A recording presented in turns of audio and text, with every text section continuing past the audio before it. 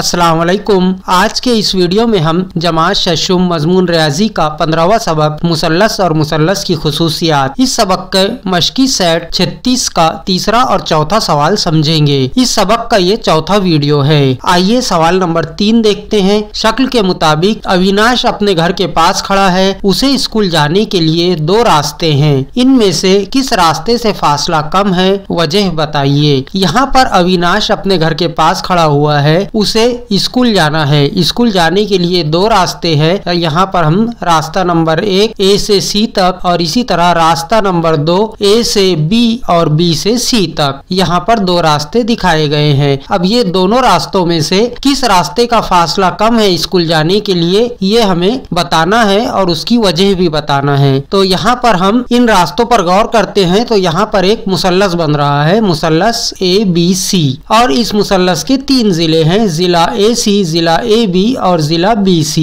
यहाँ पर नुक्ता A से C पर जाने के लिए रास्ता सीधा है, जबकि दूसरा रास्ता A से नुक्ता B पर और B से नुक्ता C पर का है। हमने इससे पहले मुसल्लस की खुसूसियात देखे हैं कि मुसल्लस के कोई भी 2 जिलों की लंबाई की जमा तीसरे जिले की लंबाई से हमेशा ज्यादा होती है। यानी यहाँ पर मुसल्लस के 2 जिलों की लंबाई की जमा, जो रास्ते में मुसल्लस के 2 जिले हैं, जिला AB और जिला BC, ये दोनों की हम जमा कर लेते हैं तो ये दोनों की जमा जिला AC की जमा से ज्यादा आएंगी। यानी B से होकर गुजरने वाला जो रास्ता है वो लंबा होगा। तो यहाँ पर हम लिख देते हैं कि अविनाश अगर AC रास्ते से जाएंगे तो कम फासला तय करेगा। अब इसकी वजह, क्योंकि मुसल्लस के 2 जिलों की लंबाई की जमा तीसरे जिले की लंबाई से ज्यादा होती है। इस तरह से ये तीसरा सवाल हल करना है। आइए चौथा सवाल देखते हैं। झैल में मुसल्लस के जिलों की लंबाइयाँ दी हुई है। मालूम कीजिए कि इनकी बिना पर मुसल्लस की किस्म का नाम लिखिए। अब यहाँ पर मुसल्लस के 3 जिलों की लंबाई दी हुई है।